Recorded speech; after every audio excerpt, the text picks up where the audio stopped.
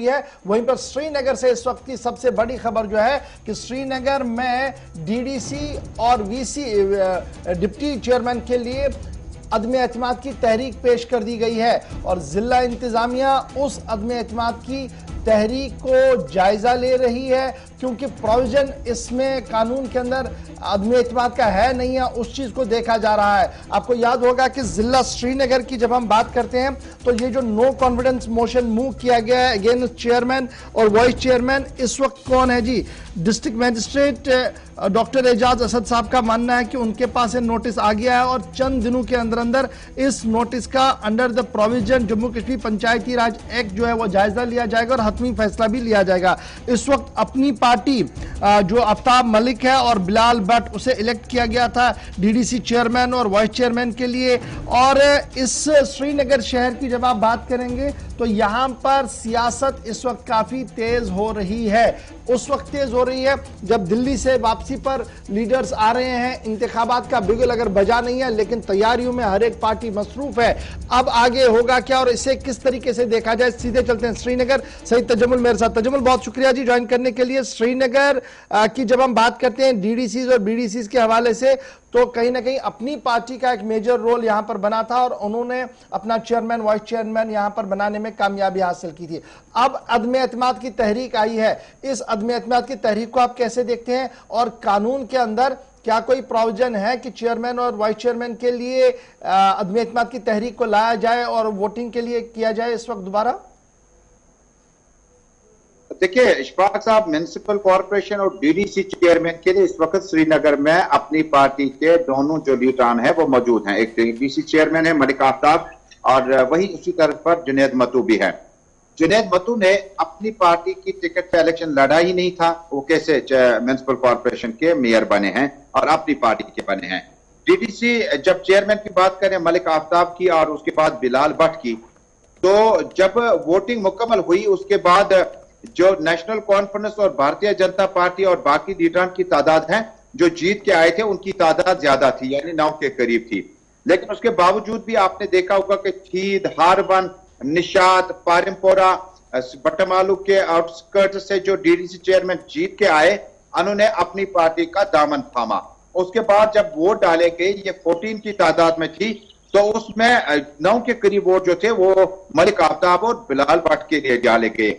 उस वक्त क्योंकि नो कॉन्फिडेंस मोशन उस वक्त लाया जाता है जब आपको कोई इबाम रहता है, जब आपके मेंबरान जो हैं अब मुंतखब या जो आपने इलेक्ट किए होते हैं उम्मीदवार, उनके खिलाफ आप कोई मोशन लाते हैं, जिसके बाद जो मौजूदा प्रोविजन है उसमें किसी भी जगह पर फिलहाल डिप्टी कमिश्नर एजाज असद इस कानून को पढ़ रहे हैं, देख रहे हैं कि किस तरह से डीडीसी चेयरमैन और वाइस चेयरमैन के खिलाफ आत्म एतमाद की जो नोटिफिकेशन है उसको किस तरह से लाया जाएगा।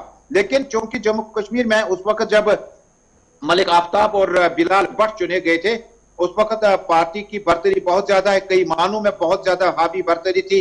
उसके बाद दिल्ली मुलाकात के बाद मुझे लगता है कि ऐसे कई एक डिस्ट्रिक्ट हैं जहां पर नो कॉन्फिडेंस का पॉलिटिक्स अब शुरू हो जाएगा और न सिर्फ खत्ता पीर पंजाब बल्कि पंजाल के बाद जम्मू कश्मीर के कई इलाकों में जहां पर उस वक्त के माहौल और हालात को देखते हुए यकतरफा किसी पार्टी ने अपनी तरफ लोगों को और उसके बाद इलेक्टेड रिप्रेजेंटेटिव को माइल करने की कोशिश की। मलिक आफ्ताब और उसके लिए अब जो कि 6 महीने के अंदर अंदर आपने नो कॉन्फिडेंस मोशन के लिए आपने बात करनी है, लेकिन 6 महीने अगर हुए हों तो नो कॉन्फिडेंस मोशन लाया जा सकता है और नेशनल कॉन्फ्रेंस के पास मेजॉरिटी है, अपनी पार्टी के पास नंबर कितने होंगे तो दोबारा अदम एतमाद की तहरीक को लाया जा सकता है। एक चीज और भी आपसे जानना चाहेंगे, चूंकि अब अगर कोई सियासी रद्दोबदल होता है या कवानीन को सामने रखकर कोई तब्दीली होती है तो क्या आज के वक्त में जो देखें जो नंबर्स हैं वो किस तरफ जा रहे हैं, पलड़ा किसका भारी, और क्योंकि इंडिपेंडेंट कैंडिडेट्स भी रहे हैं जिनका एक बड़ा रोल हो सकता है अगर कोई फेरबदल होता है? देखिए जम्मू कश्मीर में सियासत दो तरह की है, एक नंबरों का यानी न्यूमेरिकल पॉलिटिक्स, आपके पास कितने हैं और आप कैसे बना सकते हैं डीडीसी चेयरमैन या मेयर या डिप्टी मेयर। दूसरा यह है कि जम्मू कश्मीर में क्या इस पार्टी का नई दिल्ली का आशीर्वाद है, क्या मरकज के साथ इसके ताल्लुकात बेहतर है, क्योंकि जिस वक्त डीडीसी के चुनाव लड़े नेशनल कॉन्फ्रेंस और पीडीपी ने ओपनली अपने इलेक्शन सैंपल पे पीएचडीटी के बैनर तले लड़े हैं। म्युनिसिपल कॉर्पोरेशन में लगातार कहते थे कि उन्होंने तो बाइकआउट किया था, वो तो इंडिपेंडेंट सारे थे। लेकिन क्या मौजूदा हालात में दिल्ली दरबार के बाद क्या दिल्ली दरबार के अंदर इन चीजों का भी मुहासबा करने की कोशिश की गई कि अली मोहम्मद ने जीता और वली मोहम्मद ने अब चेयरमैन बनने का ख्वाब पूरा किया। कई एक मामला हैं पॉलिटिकल डेवलपमेंट जिनमें आपको याद होगा शोपियान से जब कई एक खवातीन थी जो जीत कर आई थी, बाज़ औक़ात उस वक्त नेशनल कॉन्फ्रेंस इल्जाम आयद किए कि उन्हें जोर जबरदस्ती किसी दूसरी पार्टी में लाने की कोशिश की जा रही थी, हालांकि उस वक्त कुछ हासिल हुआ नहीं। मौजूदा दौर में मुझे लगता है कि मेजॉरिटी जो श्रीनगर में नेशनल कॉन्फ्रेंस किया है और उसके बाद बीजेपी का एक वाहिद बालहमा से ये शख्स जीत गया है। कुल मिलाकर देखें तो आने वाले दिनों में ये जो नो कॉन्फ्रेंस पॉलिटिक्स है ये मजीद तेज हो सकती है। बहुत शुक्रिया जी सईद तजुम्मल हमारे साथ ज्वाइन करने के। लेकिन फटाफट से मैं जरा ये भी देख रहा था कि क्या एक्ट में कोई प्रोविजन है। ऊपर से मैंने जब देखा तो अभी तक एक्ट के अंदर ये प्रोविजन ही नहीं है कि चेयरमैन वाइस चेयरमैन के खिलाफ अगर अदम एतमाद की तहरीक आती है तो कैसे उसको लेना है, क्या कुछ करना है। एक तो ये है, फटाफट से ये भी याद रखिएगा, श्रीनगर और शुपियां ये चला गया है जी जम्मू कश्मीर अपनी पार्टी के पास। उसके बाद जम्मू, कठुआ, डोडा, रियासी, सांबा, उधमपुर, यहां पर भारतीय जनता पार्टी के चेयरमैन वाइस चेयरमैन है। फिर आप बड़गाम, पुंछ और बारामूला की बात करेंगे तो यहां पर इंडिपेंडेंट जो है आजाद उम्मीदवार वो चेयरमैन है।